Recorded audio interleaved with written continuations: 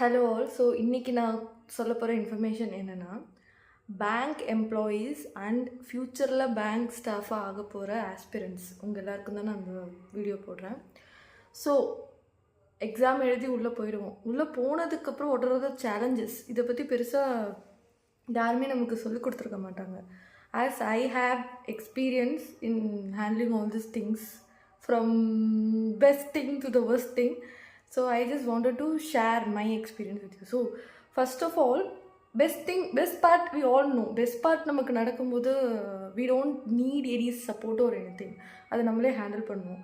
But when it comes to the worst part அப்படின்னு பார்க்கும்போது எடுத்தோடனே அது வேர்ஸ்ட்டாக வராது. சின்ன சின்ன லெட்டர்ஸ், மெமோஸ் இந்த மாதிரி தான் ஸ்டார்ட் ஆகும். So what you should do when you receive a memo from your senior or from your regional office or circle office. So first of all, when you will be receiving a letter, first ஒரு letter கொடுப்பாங்க.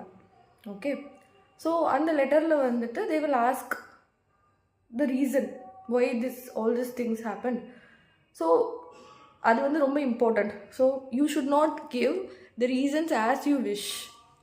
ரொம்ப அதை வந்து legal டெர்மினாலஜியில் நீங்கள் கொடுக்கணும். Okay, அது வந்து நமக்கெல்லாம் தெரியாது.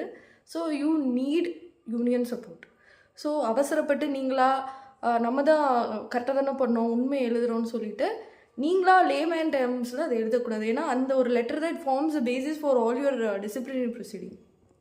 புரியுதா? நமக்கு வந்து அது ஒரு லெட்டர் நினைப்போம், but that letter forms a basis for all your enquiry everything. இப்போ அந்த ஒரு லெட்டர் வந்து அது என்கொயரியாக மாறுமா மாறாதா ஃப்யூச்சரில் நமக்கு தெரியாது.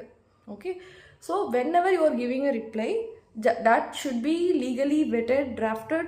So first of all, நீங்கள் உண்மையை ஒரு லெட்டர் எழுதி யூனியனுக்கு கொடுத்துருங்க. Union or some person who have banking knowledge, who knows discipline and appeal regulations of your bank.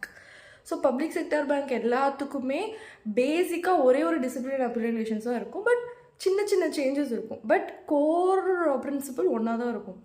So கண்டிப்பாக அவங்கவுங்க பேங்க்கோட discipline and appeal regulations, contact rules, service regulations இது எல்லாமே சர்க்குலரில் இருக்கும் பிடிஎஃபாக. அதை டவுன்லோட் பண்ணி ஃபஸ்ட்டு வச்சுக்கோங்க. Okay, that is the main thing.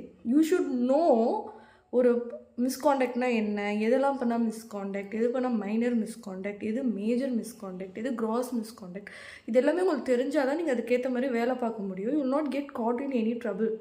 Otherwise நான் சின்ன சின்ன விஷயம் இப்போ நீங்கள் ஐடி கார்டு போடலன்னா கூட அது ஒரு மைனர் மிஸ்காண்டக்ட். 3 times தொடர்ந்து பண்ணிங்கன்னா அது கிராஸ் மிஸ்காண்டக்டாக மாறிடும். Okay, it is dangerous.